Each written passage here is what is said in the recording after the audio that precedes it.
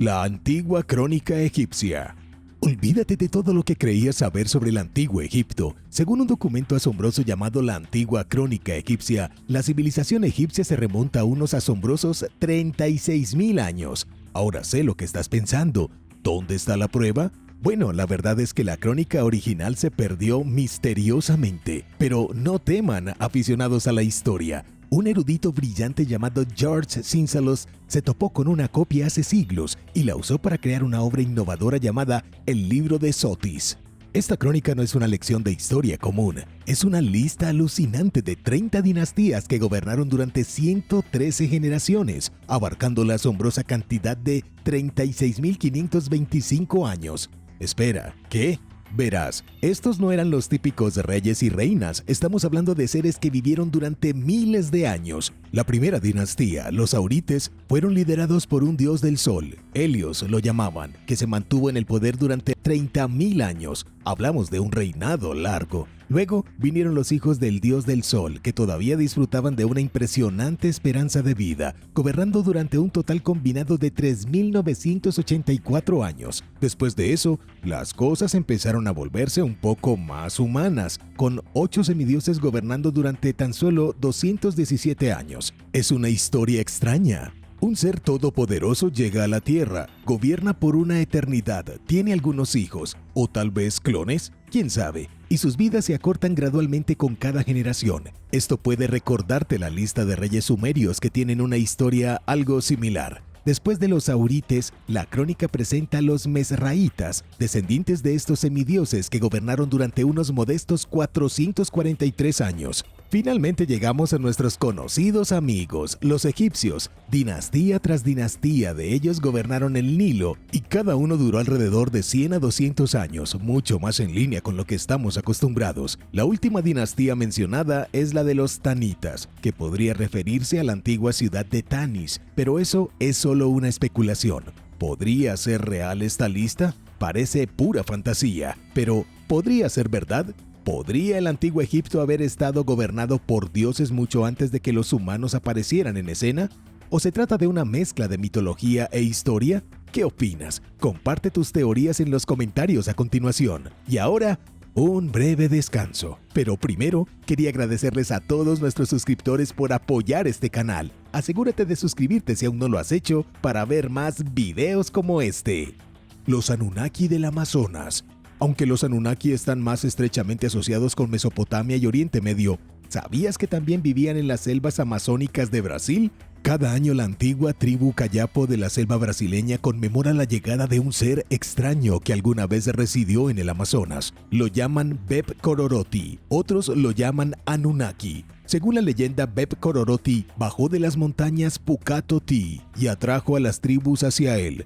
Todos estaban fascinados por el extraño místico porque era sabio y tenía una piel pálida y brillante que brillaba como diamantes. No se parecía a nada a los lugareños. Beb Kororoti enseñó a los nativos cosas que nunca habían sabido que existían. Les otorgó conocimiento increíble que ayudó a las tribus a avanzar en su civilización.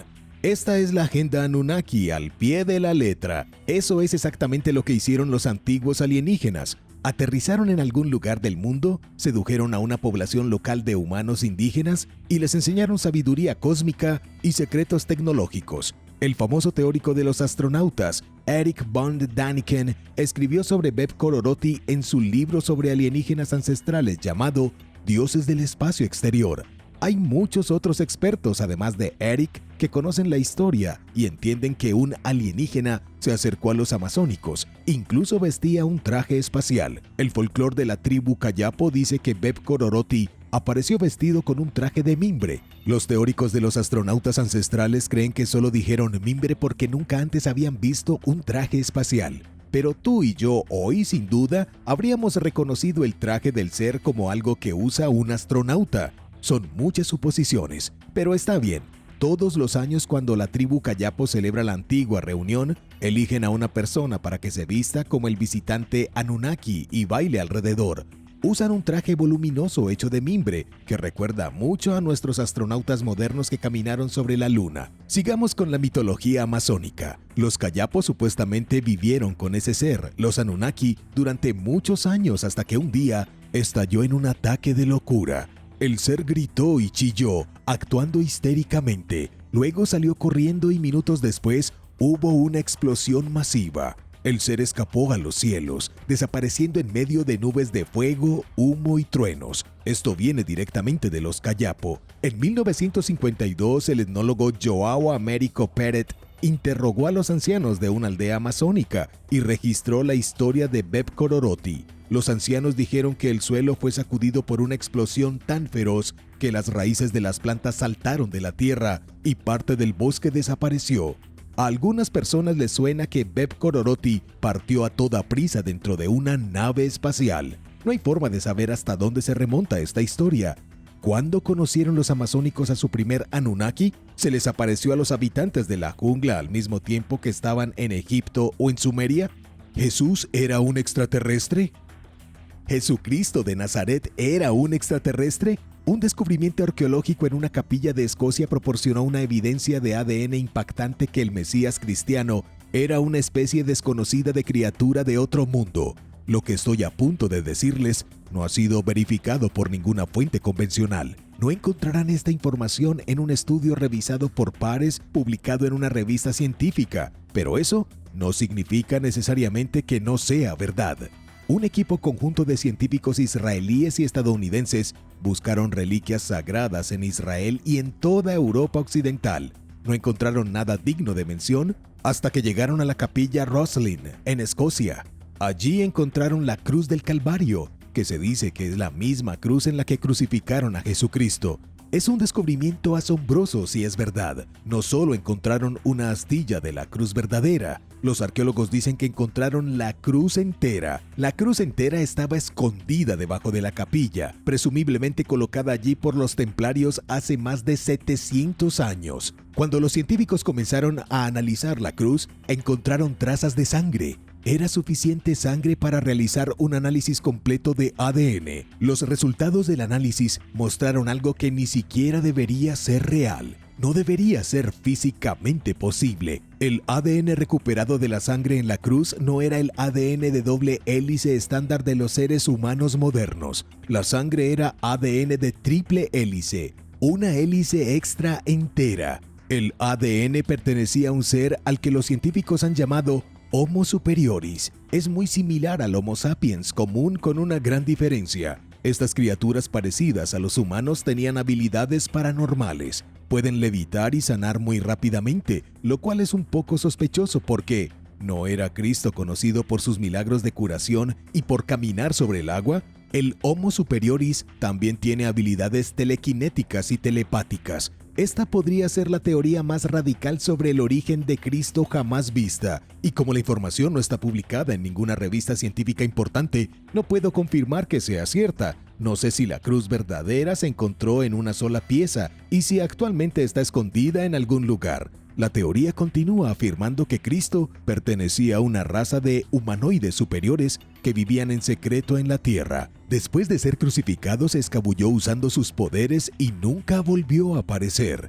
Había intentado predicar un mensaje de paz a los humanos y fue asesinado por ello, por lo que toda la especie sigue escondida hasta el día de hoy. Las momias más antiguas del mundo.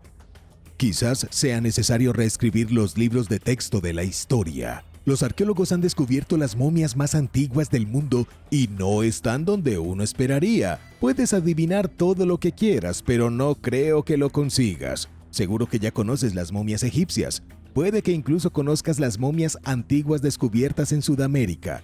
Hasta ahora, las momias más antiguas del mundo eran las momias Chinchorro de Chile, que datan de hace 7000 años, pero acaban de perder su lugar. Los restos humanos encontrados en Portugal están a punto de ser confirmados como las momias más antiguas de la historia. Tienen la asombrosa cantidad de 8000 años. Apuntan a una misteriosa civilización obsesionada con la momificación casi 4000 años antes que los egipcios.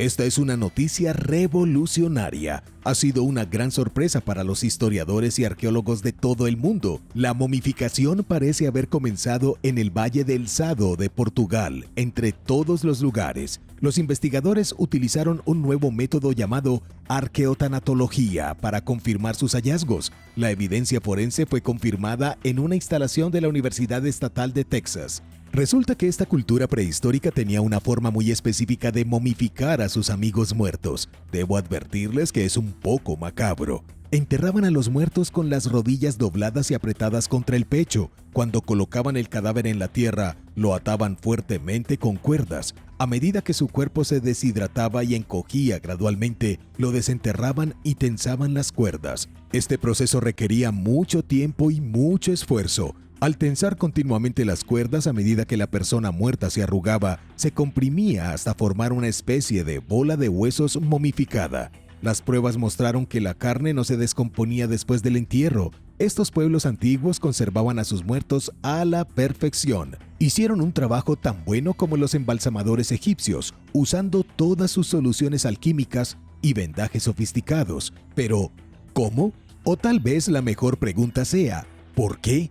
¿Qué antigüedad tiene esta costumbre? ¿Se originó en Portugal y luego llegó a Egipto?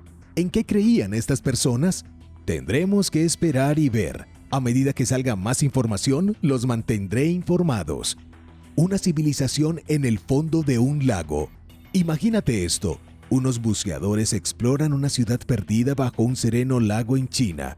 No esperaban encontrar una pirámide antigua y mucho menos una que podría ser más antigua que las pirámides egipcias. Profundicemos en este increíble descubrimiento arqueológico e intentemos desentrañar los secretos de la pirámide china hundida. El 13 de junio de 2006, unos arqueólogos que buceaban en el lago Fuxian se toparon con algo increíble. Mientras buscaban las ruinas de Yuyuan, una ciudad que desapareció misteriosamente hace siglos, descubrieron una pirámide, junto con extrañas estructuras arquitectónicas y grabados que no se parecían a nada que hubieran visto antes. Los grabados son realmente desconcertantes. Algunos representan seres extraños de otro mundo con caras planas y dientes puntiagudos, casi como demonios. Aún más desconcertante, los científicos creen que han descifrado el código binario grabado en los bloques de piedra.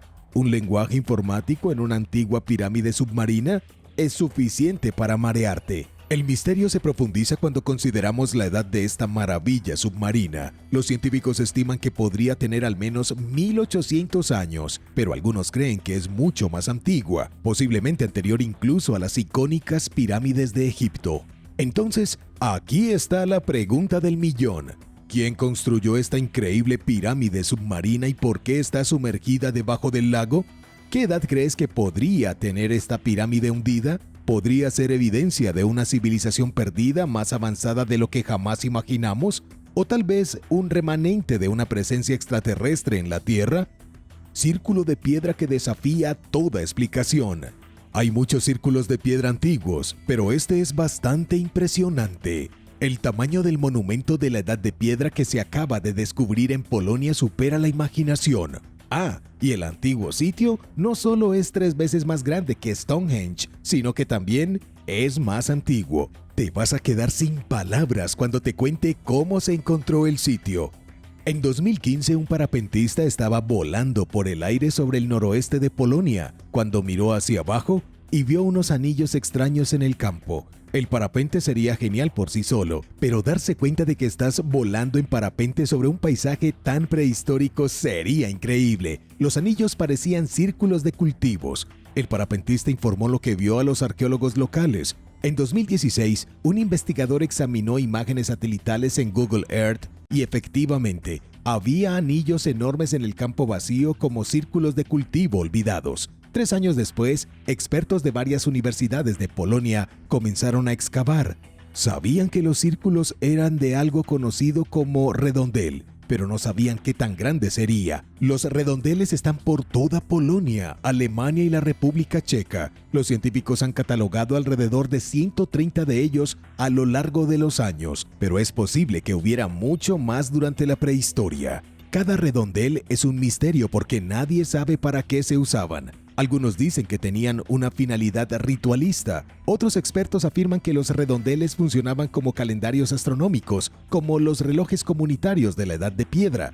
Si bien los redondeles se consideran uno de los mayores misterios de la Edad de Piedra de Europa, ninguno de ellos alcanzó mucha fama. Por lo general, no son muy grandes, por lo que no se oye hablar mucho de ellos. Todo eso cambia hoy. El nuevo redondel de Polonia está siendo aclamado como una de las estructuras prehistóricas más impresionantes que se hayan encontrado en cualquier parte del mundo. Pero, ¿quién lo construyó? No lo sé. Ojalá hubiéramos podido ver este círculo en su apogeo porque era espectacular. Los arqueólogos identificaron un área central rodeada por 3 puertas monumentales. El monumento estaba rodeado por 4 fosos, cada uno más grande y profundo que el anterior. Imagínate Stonehenge, pero 3 veces más grande y protegido por un cuarteto de fosos cada vez más profundos. El líder del proyecto dijo que el descubrimiento del círculo es significativo tanto desde un punto de vista histórico como arqueológico. Llegó a decir que es sensacional. Los investigadores creen que tiene al menos 7.000 años, lo que lo hace 2.000 años más antiguo que Stonehenge. ¿Podría haber sido construido por los druidas de la antigua Inglaterra u otra cultura aún más antigua? Nadie tiene respuestas definitivas, pero me gustaría mostrarles esta maqueta de un artista de cómo podría haber sido el círculo, cortesía de Anna Cebula. No parece tan impresionante como Stonehenge en la foto, pero aún así se puede ver que este era un lugar de reunión inmenso. Simplemente no sabemos para qué se reunían aquí. Los gigantes de la prehistoria. Confirmado. Parece que nuestra historia familiar se ha vuelto mucho más interesante. Los fósiles en China han revelado la existencia de gigantes prehistóricos en lo que podría ser el descubrimiento más importante del siglo. Estos no son los Nephilim de la Biblia, pero podrían ser sus ancestros de la misma manera en que el Australopithecus es nuestro ancestro. 2 científicos con experiencia en fósiles de homínidos identificaron un nuevo ancestro humano. Este extraño apareció en nuestro árbol genealógico hace unos 300.000 años. Los científicos llamaron a la nueva especie Homo huluensis.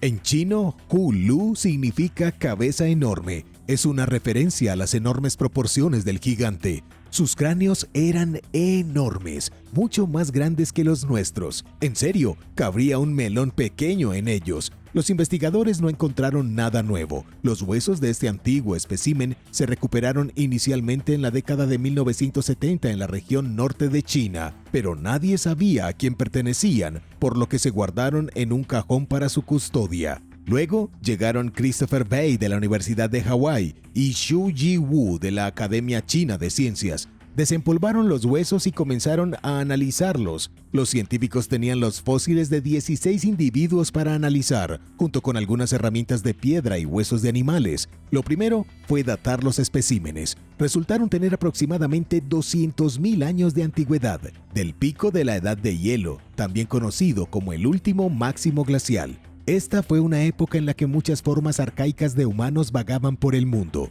Había diferentes especies viviendo en Japón, Corea y China, solo por nombrar algunas. Nuestros antepasados se reprodujeron entre sí con tanta frecuencia que el registro fósil es muy confuso. Aunque había muchas especies humanas diferentes, no parecían tener problemas para hacer bebés entre sí. Esto dio como resultado la creación de híbridos y una gran cantidad de fósiles desconcertantes. Lo que sorprendió a Christopher y Wu sobre los fósiles que estaban analizando fue su tamaño. Los cráneos medían hasta 1.786 centímetros cúbicos. Ahora comparemos eso con nuestros propios cerebros. El tamaño medio del cráneo del Homo sapiens, si te estoy mirando a ti, es de 1.327 centímetros cúbicos. Cuando hablamos de medidas tan pequeñas, una diferencia de 30 es enorme. El Homo huluensis, también conocido como humanos de cabeza enorme, realmente tenían cabezas enormes. Incluso nuestros primos neandertales solo tenían un volumen craneal medio de 1.442 centímetros cúbicos, un poco más grande que el nuestro, pero aún eclipsado por el Homo huluensis. Debían haber tenido cerebros gigantescos. No hay duda en las mentes de los investigadores de que han descubierto una especie olvidada en el árbol genealógico humano, pero no están mirando el panorama completo. Los entusiastas de los alienígenas antiguos y otros están muy emocionados de que estos gigantes prehistóricos podrían haberse convertido en los Nefilim del mundo antediluviano, anterior al diluvio. Tal vez los humanos y los gigantes evolucionaron uno al lado del otro, como los tigres y los guepardos en África, solo dos depredadores de la cima luchando por el dominio. ¿Es una idea tan loca? No olvidemos lo que las leyendas antiguas nos cuentan sobre los gigantes. En el mundo anterior al diluvio, los gigantes lo gobernaban todo. La Biblia nos dice que los gigantes casi heredaron la tierra, solo fueron destruidos por el diluvio. Otras leyendas antiguas, desde América del Norte hasta China, hablan de pequeños grupos de gigantes que vivían en el mundo posterior al diluvio. Estos gigantes más recientes se mantenían apartados, vivían en cuevas y generalmente evitaban a la gente. Sabían que su tiempo había terminado. Sorprendentemente, Christopher y Wu han especulado que el Homo huluensis vivía en grupos pequeños y mantenía una población mucho más pequeña que los humanos. Humanos de tamaño normal, claro. Esto podría explicar por qué nunca se han encontrado sus fósiles antes. Los expertos también sugirieron que los gigantes podrían haberse extinguido hace 120.000 años. ¿Podría ser esa la fecha del verdadero diluvio? Además, Christopher dijo que es posible que parte de su ADN de cabeza grande haya sobrevivido dentro de nosotros. Podría estar dentro de ti ahora mismo, porque los gigantes podrían haberse cruzado con humanos. Ahora bien, esto es algo que la Biblia sugiere que hicieron los Nefilim antes del diluvio. Es probable que los Nefilim se mezclaran con humanos normales. ¿Puedes ver cómo encajan las piezas aquí? Todavía queda mucho trabajo por hacer. Los arqueólogos creen que podría haber otras especies de humanos de gran tamaño que aún no se han encontrado. Este es solo el comienzo de lo que podría ser una revolución en la historia humana. Benjamin Franklin y el mundo antediluviano. ¿Sabías que Benjamin Franklin era una especie de oráculo? En 1780, Benjamin escribió una carta al filósofo inglés Joseph Priestley con una extraña predicción sobre el futuro. Su predicción se basaba en el mundo antediluviano del pasado. Benjamin Franklin era muy optimista sobre la humanidad. A finales del siglo XVIII, era consciente de lo rápido que progresaba la ciencia. Empezó su carta a Joseph diciendo que estaba triste por haber nacido tan pronto. No estaría vivo para ver el verdadero potencial científico de la humanidad. Benjamin Franklin afirmó entonces que dentro de 1000 años, los seres humanos aumentarían su esperanza de vida 10 veces. Estaba seguro de que la gente podría vivir 10 siglos completos, 1000 años completos. ¿Quisiera siquiera vivir tanto tiempo?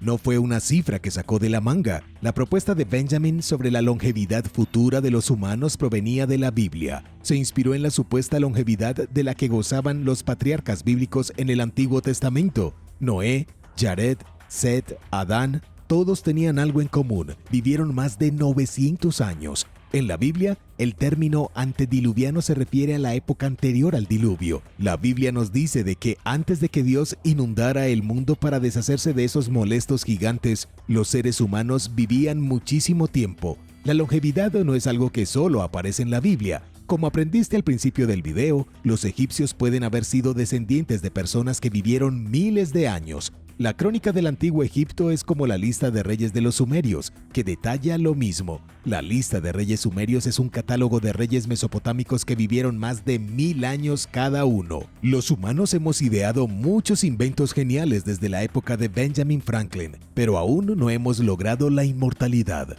¿Quién sabe? Tal vez algún día vivamos como Adán y Noé. Necesitamos recuperar la tecnología perdida que permitió a los pueblos antiguos vivir tanto tiempo. La verdad detrás de los Anunnaki. ¿Extraterrestres? ¿Dioses? ¿Reyes? ¿Experimentos genéticos o mitos antiguos? ¿Cuál es la verdad sobre los Anunnaki? En los primeros escritos de los sumerios hace 5000 años, los Anunnaki fueron dioses. No eran tan diferentes de los dioses del Olimpo. Los Anunnaki nacieron de la unión entre el dios supremo de los cielos, An, y la diosa de la tierra, Ki. Esto fue casi idéntico a que los dioses del Olimpo nacieran de Cronos y Gea. Según los sumerios, la función principal de los Anunnaki era dictar el destino de la humanidad. No estaban en la tierra para prosperar, extraer oro o jugar. Su principal directiva era guiar a los humanos hacia un futuro de prosperidad.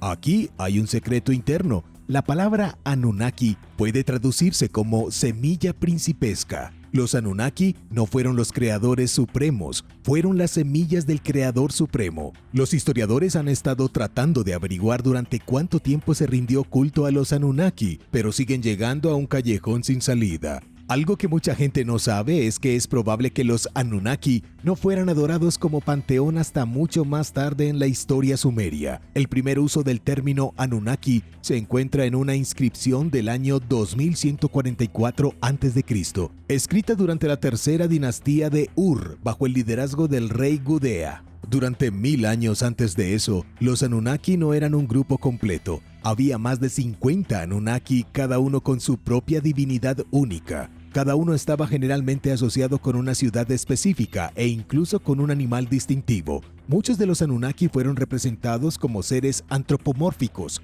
Algunos estaban asociados con su propia estrella o planeta. La diosa Inanna estaba estrechamente asociada con Venus, mientras que Utu estaba conectada con el Sol. Alrededor del año 2100, los diversos dioses que gobernaban las ciudades de Mesopotamia comenzaron a agruparse bajo un mismo paraguas, los Anunnaki. Pero, ¿qué significa esto? ¿Eran alienígenas ancestrales que visitaron planetas y crearon seres humanos para que fueran sus esclavos?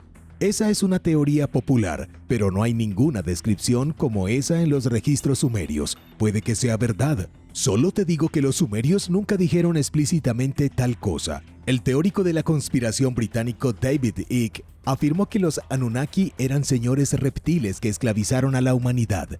David incluso dijo que la raza aria popularizada por los nazis descendía de los Anunnaki. Aparentemente, el mundo todavía estaba controlado por ellos hoy en día. Los estudiosos de la corriente dominante asocian a los Anunnaki con los dioses de la antigua Grecia. Hay muchas similitudes entre ellos, demasiadas para ignorarlas. Cada dios Anunnaki era el amo de un elemento determinado, al igual que los olímpicos. Estaba Enlil, dios del aire, Enki, dios del agua, y Ninhursag, diosa de la montaña. Hay una teoría más que necesito compartir. Dado que cada ciudad mesopotámica parecía tener sus propios Anunnaki, tal vez los Anunnaki eran de hecho gobernantes extraterrestres. Quizás por eso cada ciudad tenía uno, y posiblemente después del año 4000 a.C., los Anunnaki desaparecieron, y por eso se agruparon en un panteón de dioses. Habían gobernado ciudades y luego se fueron para regresar a su planeta. Esta pirámide peruana es una locura. Una pirámide en Perú es otra conexión con el mundo de los antiguos extraterrestres. Cuando los arqueólogos descubrieron esta increíble pirámide hace poco, se quedaron impactados por dos razones. En primer lugar, la pirámide es mucho más antigua de lo que debería ser. En segundo lugar, esconde un oscuro y violento secreto. Te llevaré ahora al proyecto arqueológico Sechin, un yacimiento en la provincia de Casma. El yacimiento tiene al menos 5000 años, tal vez incluso un poco más. Fue el centro de una misteriosa civilización conocida únicamente como los Sechin.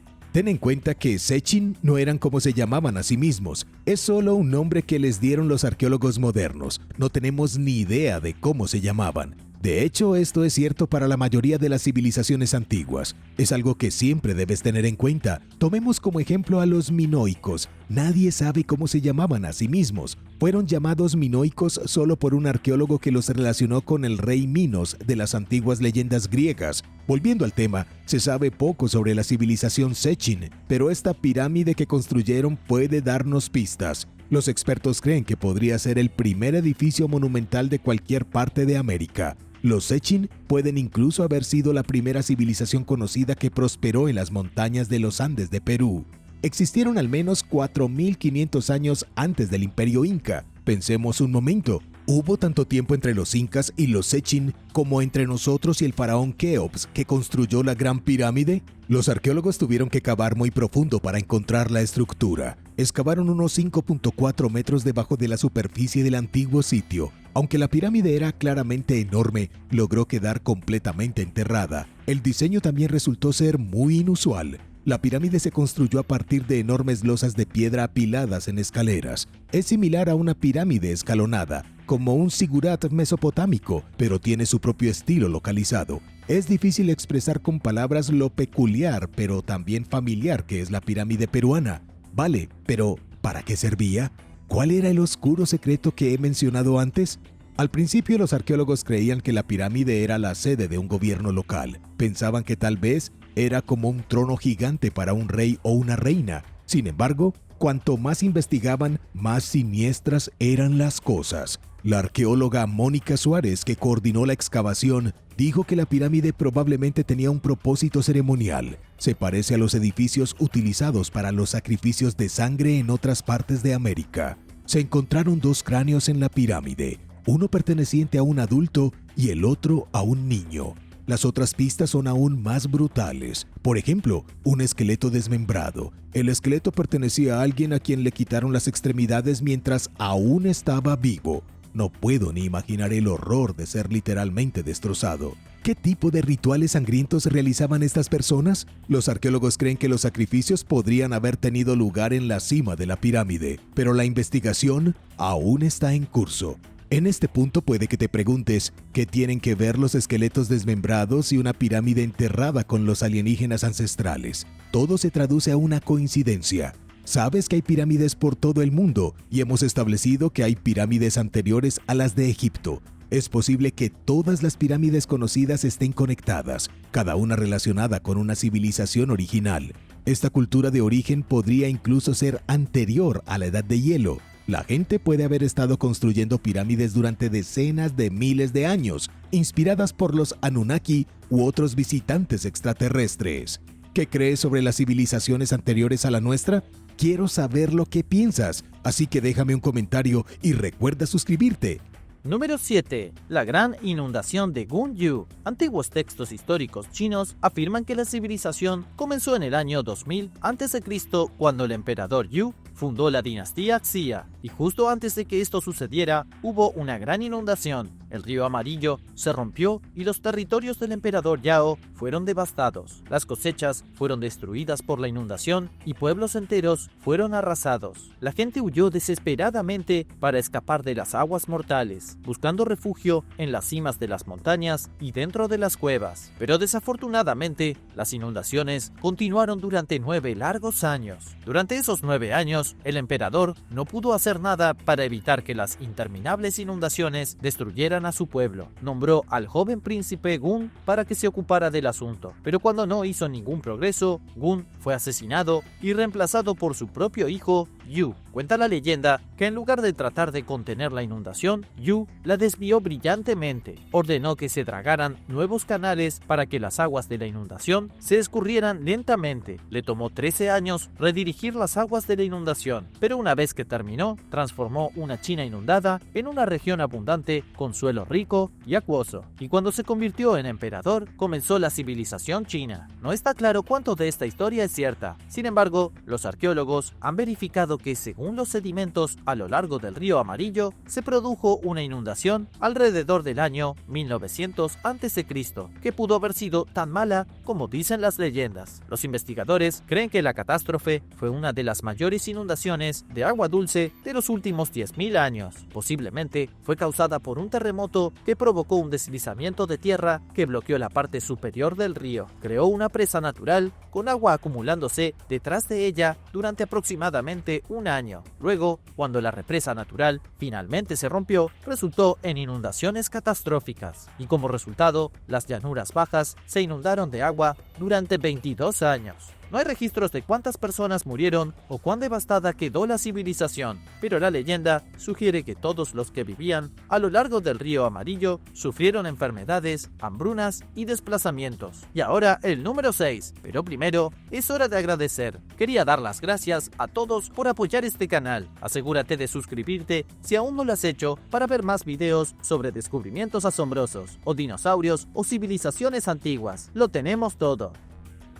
Número 6. Los Tartesos. Comenzando hace unos 2500 años, apareció una poderosa civilización en el suroeste de España. Eran tan sofisticados y tecnológicamente avanzados que rivalizaban con los griegos del otro lado de Europa. La civilización se llamaba Tartesos y las personas que vivían allí eran fantásticos constructores de barcos, sobresaliendo en el trabajo del metal. Además, tuvieron algunos vínculos tenues con la civilización de la Atlántida. Sin embargo, los Tartesos desaparecieron repentinamente sin dejar rastro y nadie sabe qué les sucedió. Algunos piensan que la civilización fue arrastrada al mar por una inundación. El significado exacto de la palabra Tartesos es desconocido y especulativo. Los eruditos bíblicos creen que el verdadero nombre de la ciudad era Tarsis, que se menciona en el libro de Ezequiel y el libro de los Reyes. Se decía que era una ciudad poderosa que producía oro y plata y vendía sus mercancías al rey Salomón, pero otras fuentes antiguas llamaron a Tartesos una ciudad, no una civilización.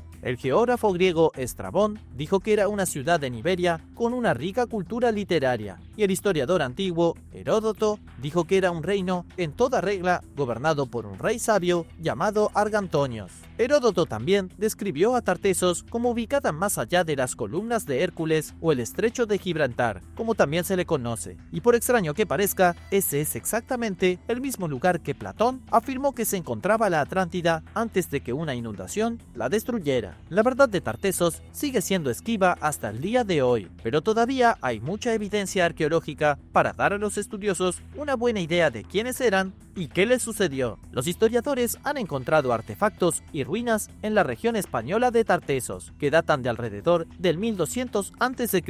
La civilización ciertamente existió. Estuvieron fuertemente influenciados por los fenicios, incluso usando el alfabeto fenicio, pero algunos han sugerido que no era una civilización en absoluto, sino simplemente un puesto de avanzada de los fenicios. Hay más de 20 sitios asociados con Tartesos en España, todo desde ciudades hasta lugares de sacrificio de animales, pero nunca se ha encontrado ningún rastro de poder militar, dado que los cartagineses fueron tan activos en la región a partir del siglo V a.C., es posible que hayan destruido la indefensa sociedad de los Tartesos. A pesar de todo, otros piensan que tuvo más que ver con un desastre natural, una inundación que empujó a la ciudad de Tartesos al mar, al igual que la Atlántida.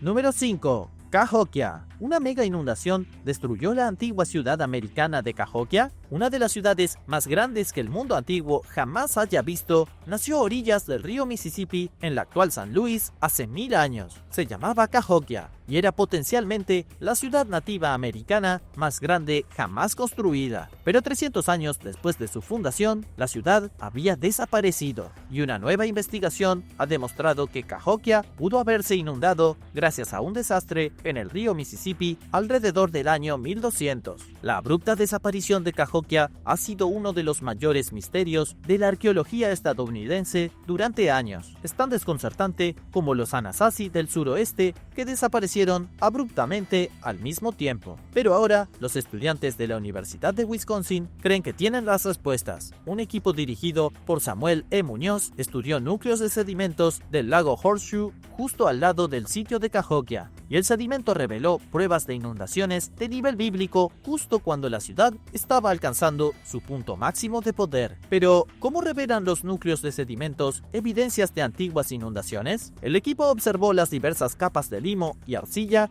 depositadas en el fondo del lago. El lago Horseshoe se separó del río Mississippi hace unos 1700 años, y sus capas de sedimento actúan como los anillos de un árbol, dando instantáneas de lo que sucedió año tras año. Por ejemplo, observar los depósitos de polen en el sedimento reveló un auge repentino en la agricultura que comenzó alrededor del año 450. La agricultura fue seguida por un rápido periodo de deforestación, y esto se correlaciona directamente con el establecimiento de humanos en el área y el inicio de la agricultura. Los depósitos también mostraron que el cultivo del maíz alcanzó su apogeo entre los años 900 y 1200. Luego, para el año 1350, toda actividad agrícola había cesado. La siguiente capa es la más impactante. El equipo descubrió un depósito de arcilla limosa de 19 centímetros de espesor que fue dejado atrás por una inundación repentina. Cuando se produce una inundación de esa magnitud, es evidente porque deja su huella removiendo todo el suelo, y a juzgar por el tamaño del depósito, embargo, las inundaciones fueron enormes. Los investigadores creen que la inundación tuvo más de 10 pisos de altura, lo suficientemente grande como para devastar Cahokia por completo. Es probable que el agua destruya todos los cultivos, haciendo imposible que una gran población se mantuviera en la ciudad, y esto provocó un éxodo masivo, obligando a los nativos americanos a salir de Cahokia.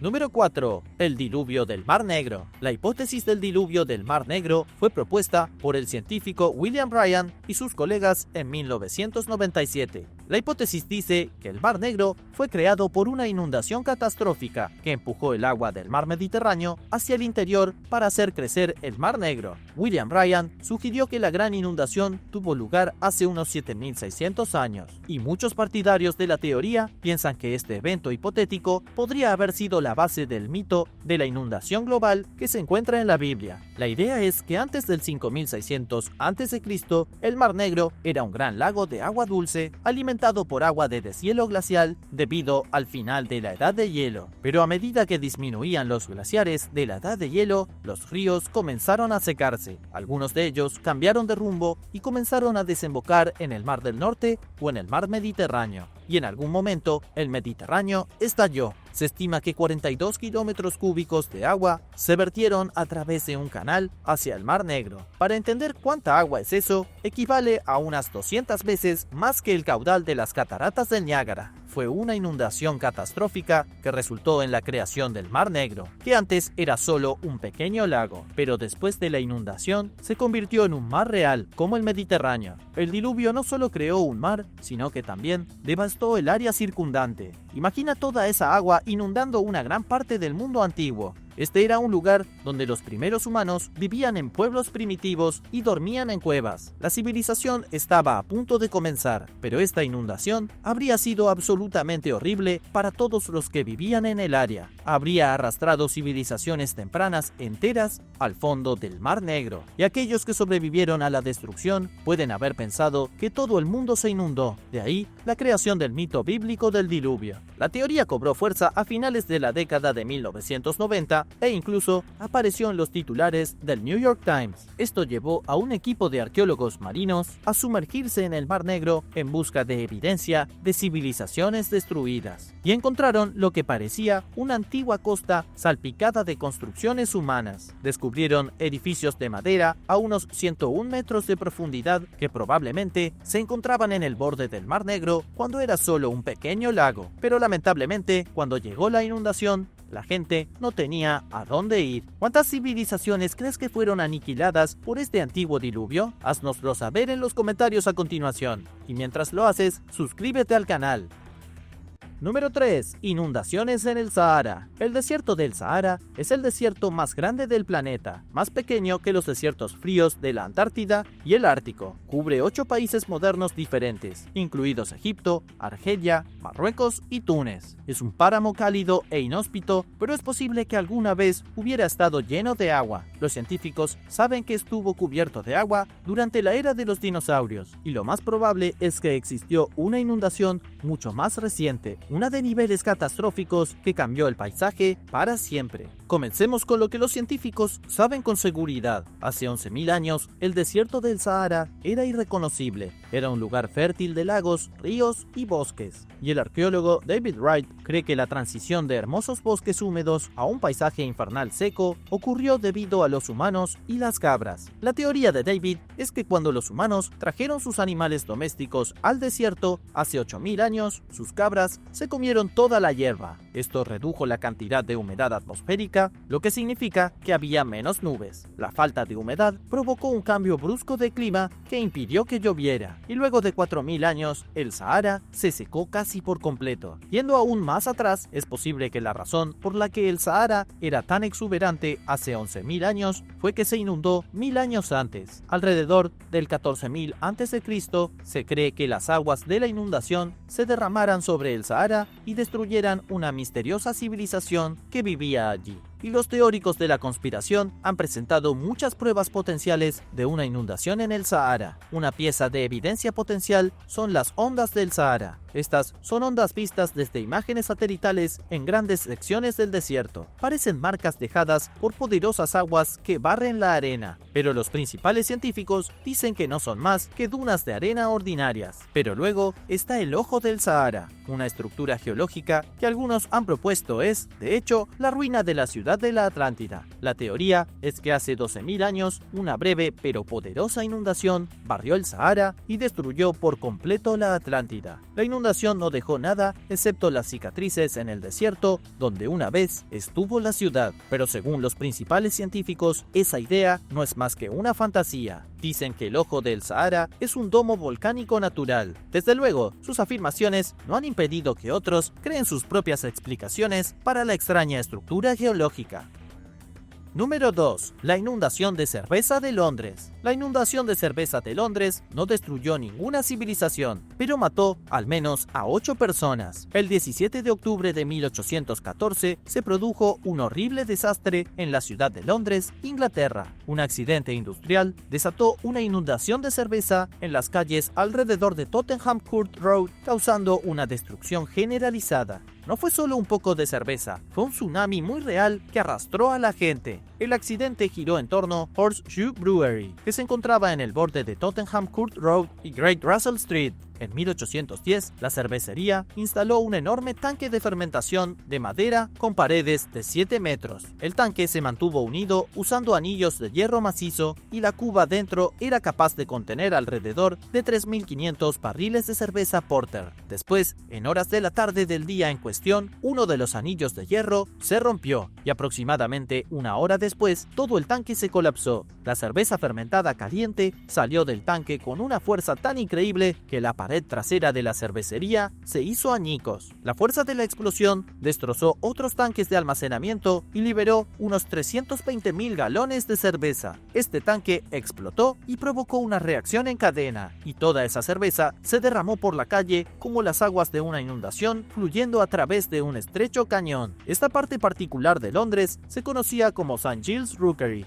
Estaba densamente poblada, tenía un viejo barrio bajo de Londres lleno de alojamientos baratos y personas sin hogar, y aquí era donde residían los pobres, los indigentes y los criminales. La mayoría de las veces habrían estado felices de tener una cerveza gratis, pero en este caso llegó a ellos en una ola de unos 5 metros de altura. La inundación diezmó el barrio, los sótanos de las casas se inundaron y se derrumbaron apartamentos enteros. 2 de las víctimas fueron Mary Benfield y su hija Hannah. Estaban sentadas tomando el té de la tarde cuando de repente se encontraron ahogándose en cerveza, y en el sótano de otra casa se estaba realizando un velorio para un joven irlandés que falleció el día anterior. 4 de las personas que se presentaron para el velorio se ahogaron en cerveza negra. En medio de la devastación hubo quienes no pudieron resistir una bebida gratis. Supuestamente la gente salió corriendo a las calles con jarras tratando de recoger la mayor cantidad posible de cerveza gratis, y lo hicieron mientras los cuerpos de las personas flotaban en la espuma. Un informe sin fundamento afirmó que la 9ª víctima llegó el día después de la inundación, cuando murió por intoxicación con alcohol. Número 1. Petra arrastrada. La antigua ciudad de Petra fue la capital del poderoso pueblo del desierto conocido como los nabateos. Acumularon una riqueza increíble comerciando con sus vecinos de Europa, principalmente los griegos y los romanos, y su ciudad de Petra pronto se convirtió en un centro económico para el mundo. Era un puesto comercial poderoso con su propia cultura única y un panorama político saludable. Pero en el 312 a.C., los griegos saquearon la ciudad. Los nabateos sobrevivieron, pero no por mucho tiempo. En el año 106, la ciudad fue atacada nuevamente, pero esta vez por los romanos, e hicieron incluso más daño que los griegos. Anexaron todo el territorio y cambiaron el nombre del área a Arabia Petraea, y desafortunadamente, la ocupación romana fue el principio del fin de la cultura nabatea. Tras la conquista de Petra por Roma, la ciudad prosperó durante otros 250 años. Luego, a mediados del siglo IV, la gente comenzó a irse. Los investigadores creen que hubo un terremoto devastador que provocó un éxodo de la ciudad, y poco después todo el lugar fue abandonado. Siempre ha sido un misterio por qué un simple terremoto causaría el abandono de una capital tan poderosa, pero los científicos ahora piensan que Petra pudo haber sido devastada por una inundación repentina. En 2017, los arqueólogos descubrieron lechos de arenisca blanca a lo largo de los bordes de Petra. Fue realmente extraño porque el valle no contiene arenisca blanca, solo se encuentra a una distancia considerable en la cima de una colina. Los investigadores creen que la arenisca blanca fue transportada desde la colina hasta Petra cuando se inundó. Ahora la hipótesis es que Petra no fue abandonada por un pequeño terremoto. Una devastadora inundación repentina envió agua a la ciudad, lo que pudo ahogar a miles de personas. Los investigadores han estimado que las inundaciones llenaron los valles y cañones de Petra, dejando a la gente sin vía de escape. ¿Crees que una inundación podría destruir nuestra civilización en un futuro cercano? Port Royal. Esta ciudad era un refugio para piratas y corsarios que se congregaron para atacar y robar, otorgándole el título de la ciudad más malvada del mundo. En 1655, los ingleses conquistaron Jamaica de los españoles, establecieron la capital no oficial de Port Royal en la costa sureste, en la desembocadura del puerto de Kingston. Para garantizar su defensa, en 1657, el gobernador Edward Dioley permitió que un grupo de corsarios se estableciera en Port Royal para atacar barcos españoles cargados de tesoros de América del Sur. Pronto se hizo habitual que el gobierno de Port Royal protegiera a los piratas a cambio de protección contra los españoles. La ciudad era famosa por sus exhibiciones de nuevos ricos y moral flexible. La corona británica sancionó el corso emitiendo documentos que esencialmente actuaban como una licencia pirata. Todos se hicieron ricos y, por supuesto, una parte de todo el botín fue al gobierno de la ciudad. Los piratas acudieron a Port Royal, constituyendo un gran porcentaje de su rápido crecimiento demográfico y económico. A finales del 1600, Port Royal era la segunda ciudad más grande de Europa en el Nuevo Mundo y casi la mitad de sus residentes estaban involucrados en el corso. Naturalmente, Port Royal era un paraíso para los vicios. Alrededor de una cuarta parte de sus edificios eran un bar o un burdel. Un terremoto de magnitud 7.5 golpeó a Port Royal el 7 de junio de 1692, seguido de un tsunami. La arena sobre la que se construyó la ciudad se licuó. Edificios, caminos y personas fueron absorbidos por la tierra. En total, 13.35 hectáreas de la ciudad quedaron sumergidas bajo 12 metros de agua y 2.000 personas murieron. Algunos consideraron el evento como un castigo de Dios en la ciudad más malvada y pecadora del mundo. Gran parte de la ciudad hundida permanece intacta, lo que le valió la reputación de la Pompeya submarina. Se han recuperado numerosos objetos, incluidas botellas de licor, pipas para fumar, utensilios de cocina y un reloj de bolsillo que se detuvo a las 11:43 y data de 1686. En 1999, Port Royal se convirtió en un sitio designado del Patrimonio Nacional.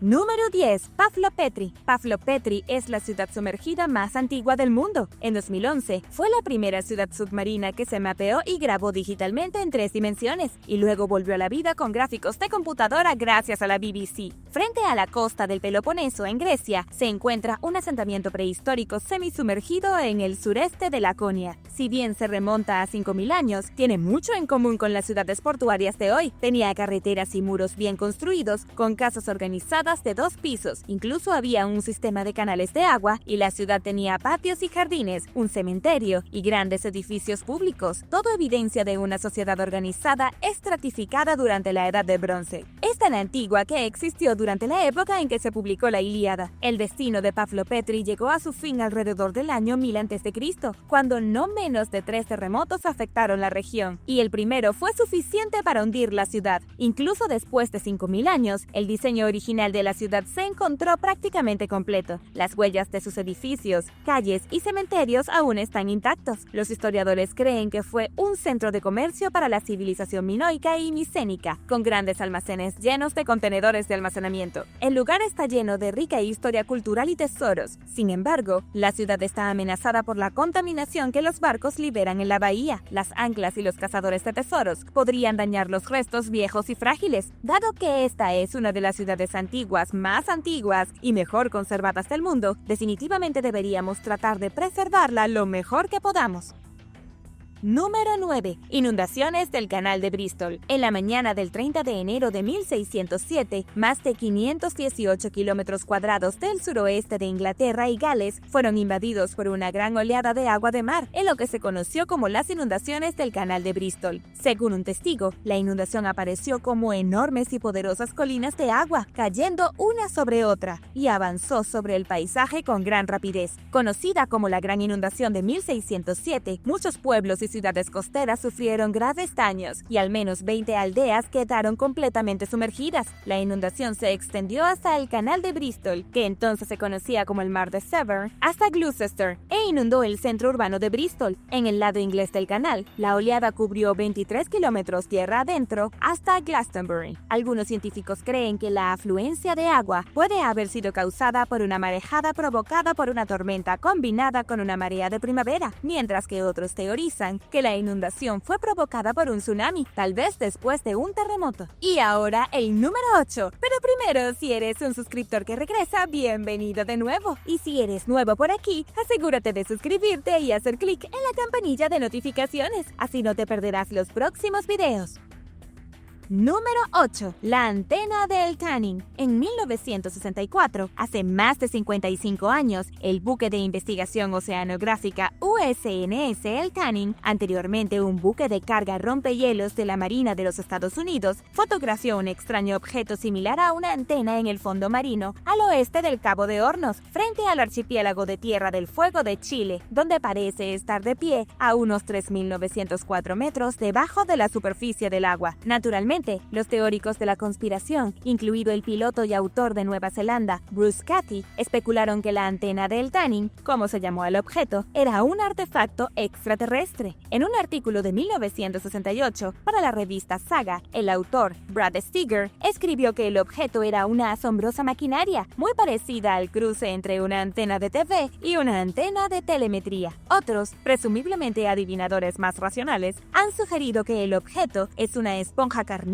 de aspecto muy extraño llamada Cladorhiza concrensis. En su libro de 1971, The Face of the Deep, los autores Bruce Hessen y Charles Hollister describieron a Cladorhiza concrensis como una esponja que se parece un poco a una antena de microondas de la era espacial. Ya en 1888, el científico e ingeniero estadounidense Alexander Agassiz escribió en sus 3 cruceros de Blake que las esponjas tienen un tallo largo que termina en raíces ramificadas, hundidas profundamente en el lecho marino. El tallo tiene nodos de 4 a 6 apéndices. Suena como una buena explicación para la antena del Canning para mí, pero ¿tú qué piensas? ¿Ese objeto con forma de antena es una esponja marina carnívora o una antigua ruina alienígena hundida? Déjame saberlo abajo en los comentarios.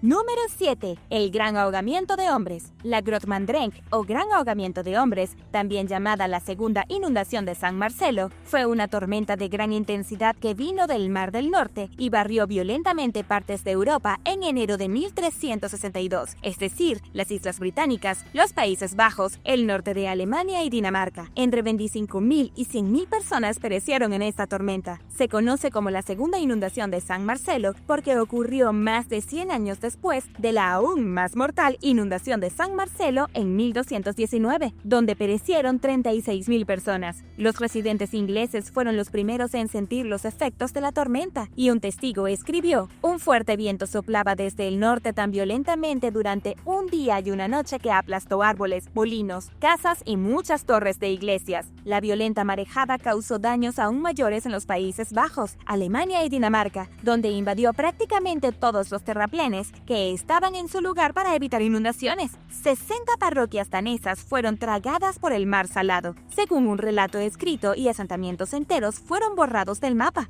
La costa se transformó permanentemente en toda la región afectada debido a la erosión. Las islas se rompieron y partes del continente se convirtieron en islas. El desastre también contribuyó a la formación de la bahía de Zuiderzee en los Países Bajos. Esta y otras mareas de tormenta en toda la Europa de los siglos XIII y XIV fueron algo comunes en medio del clima impredecible y característico del comienzo de la pequeña edad de hielo que siguió al período de calentamiento medieval. ¿Sabías esto? Déjame saberlo abajo en los comentarios.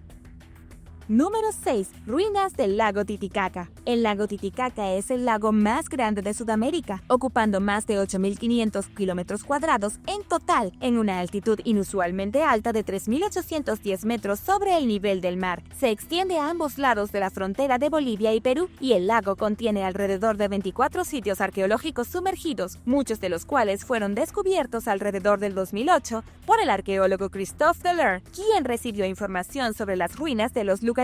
Esta no fue la primera vez que se descubrieron ruinas antiguas, incluso de civilizaciones pre-incas, dentro del lago, pero tal vez fue la más importante. En 2018, el gobierno boliviano anunció sus planes de construir un museo submarino en asociación con la UNESCO en Santiago de Ojelaya, un sitio importante ubicado a unos 5 minutos de la ciudad de Tiquina. El proyecto de $10 millones que se está construyendo con la ayuda de una agencia de desarrollo belga está programado para completarse en algún momento de este año, si se termina a tiempo. Los visitantes podrán ver dos tipos diferentes de litoral y ruinas sumergidas, según José Luis Paz, director de Patrimonio del Ministerio de Cultura de Bolivia, unos que corresponden a asentamientos humanos y otros que fueron los sitios de ofrendas espirituales. Los sitios espirituales se ubicaron estratégicamente en todo el lago y probablemente se implementaron años después de que los asentamientos humanos se inundaron, explicó Paz a la BBC. Expertos y buzos encontraron más de 10.000 artículos, incluidos objetos de oro y cerámica. Están notablemente bien conservados y muchos permanecerán bajo el agua, mientras que algunos serán rescatados. Los objetos tienen hasta 2.000 años de antigüedad y algunos datan de cuando la civilización Tiwanaku dominaba el paisaje. Expertos de la UNESCO especulan que las ruinas encontradas dentro del lago Titicaca representan una mera fracción del próspero Imperio Tiwanaku. Número 5. Inundaciones del Mar del Norte y Santa Lucía. La inundación del Mar del Norte de 1212, que devastó los Países Bajos, es una de las inundaciones más antiguas y mortales registradas, que cobró alrededor de 60.000 vidas y requirió años de recuperación. Tan solo 75 años después, el 14 de diciembre de 1287, los Países Bajos fueron golpeados una vez más, esta vez por una intensa marea de tormenta que se conoció como la inundación de Santa Lucía, que también dio un duro golpe al norte de Alemania. Hasta 80.000 personas perecieron en ese desastre, que dejó solo 10 casas intactas en Grint, una isla holandesa ahora deshabitada, que la inundación casi desapareció. La inundación de Santa Lucía, que tuvo un gran impacto en la historia de los Países Bajos, a veces se compara con un evento más moderno, la inundación del Mar del Norte de 1953, en función de sus condiciones meteorológicas similares. Ambas catástrofes parecen haber sido causadas por una marea alta que chocó contra un sistema de baja presión extrema, causando una gran marejada. Al igual que la Grootmandrenk, de la que ya te hablé, la inundación de Santa Lucía contribuyó a la formación de la bahía Zuiderzee. Fue el último evento que finalmente dio paso a las barreras naturales restantes entre Zuiderzee, que anteriormente era un lago de agua dulce, conectado al Mar del Norte por un río. Número 4. Pirámides de Rock Lake. Si bien algunos estados albergan avistamientos, como el de Pie Grande o OVNIs, Wisconsin cuenta con supuestos avistamientos de pirámides submarinas que se encuentran en el fondo de Rock Lake, en la región centro-sur del estado. Ubicado aproximadamente a 32 kilómetros al este de Madison, en una ciudad llamada Lake Mills, el lago alberga montones de rocas sumergidas que algunas personas creen que son antiguas pirámides construidas por una civilización precolombina antes de que la región se hundiera durante el siglo XIX. Pero otra evidencia muestra que Rock Lake es extremadamente antiguo y que existe desde hace miles de años, por lo que podría ser posible que hayan algunas ruinas de una civilización que ya no existe, y de eso no sabemos nada. Quizás el elemento más sorprendente de esta historia son los seguidores de esta teoría de las pirámides, incluido el ejecutivo de plásticos Archie Esborn, quien es el principal líder de la búsqueda continua de las estructuras, según Simpson Street Free Press. Su grupo, que incluye estudiantes de historia, académicos y buceadores, creen tan firmemente en la existencia de las pirámides que han invertido al menos $50.000 de su propio dinero en el esfuerzo de búsqueda. Pero la leyenda de las pirámides submarinas no carece de críticos, quienes sostienen que la historia es solo un mito y que las estructuras no existen. En cambio, afirman que las llamadas pirámides que se encuentran bajo 12 metros de agua son meramente formaciones naturales, en otras palabras, grandes montones de roca.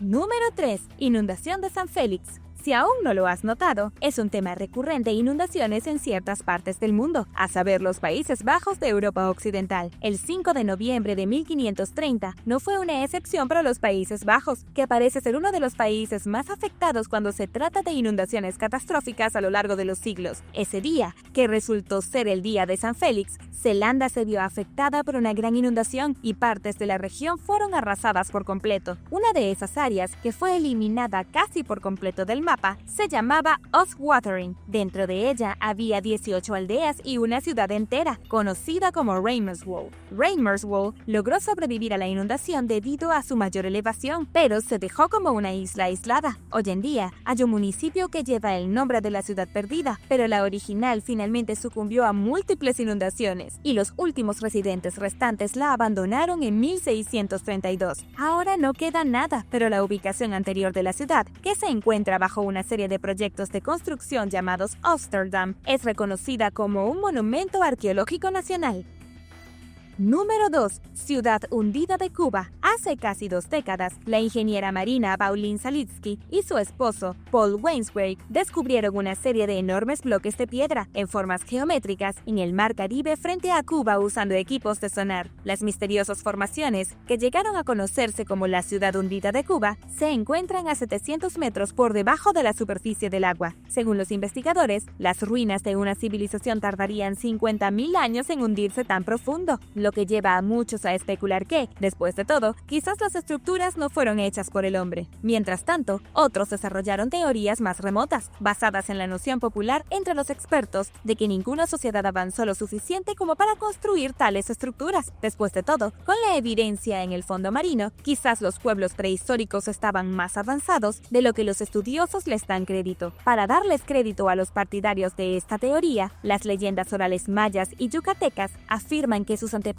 derivaron de una civilización que vivió en una isla, que finalmente fue tragada por el mar. Algunos investigadores incluso creen que esto es posible y que puede haber existido alguna vez un puente terrestre que conecta a Cuba con la península de Yucatán en México, o que el mar Caribe en sí mismo era una cuenca seca en algún momento hace mucho tiempo. La investigación del sitio no fue muy lejos, con algunos científicos dispuestos a clasificar las lecturas del sonar como no concluyentes, mientras que otros cuestionaron abiertamente la posibilidad de que las estructuras hechas por el hombre se sientan en el fondo del océano, alegando que las interpretaciones por computadora de las formaciones son lo que hizo que parecieran hechos por el hombre, más que naturales. Pero todavía hay creyentes que respaldan la idea de que una sociedad antigua creó las estructuras que ahora se encuentran debajo de cientos de metros de agua, y dicen que Saletsky y otros investigadores tuvieron miedo de explorar más el sitio por aquellos que simplemente no quieren admitir la verdad y desafiar las creencias arraigadas sobre la historia mundial y la existencia previa de civilizaciones avanzadas.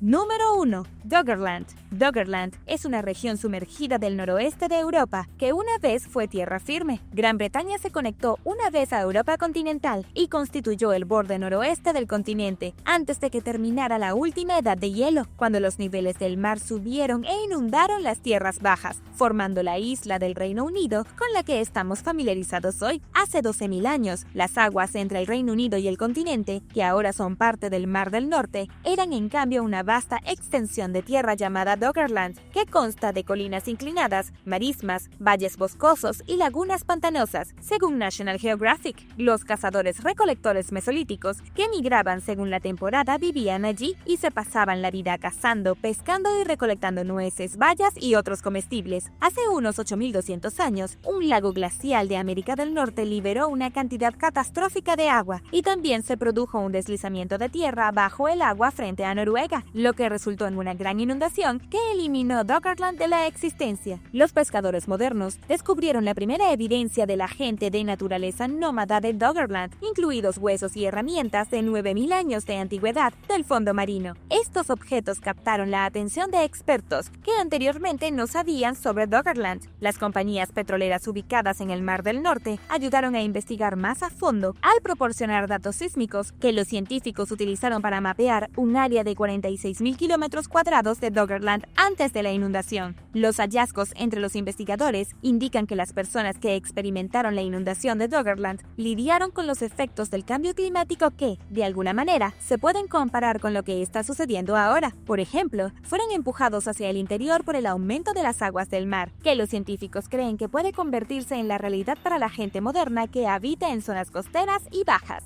Gracias por ver el video. ¿Te gustaría aprender más sobre las civilizaciones perdidas? Déjame saberlo abajo en los comentarios. Y no olvides darle me gusta al video. Asegúrate de suscribirte antes de irte y nos vemos la próxima vez.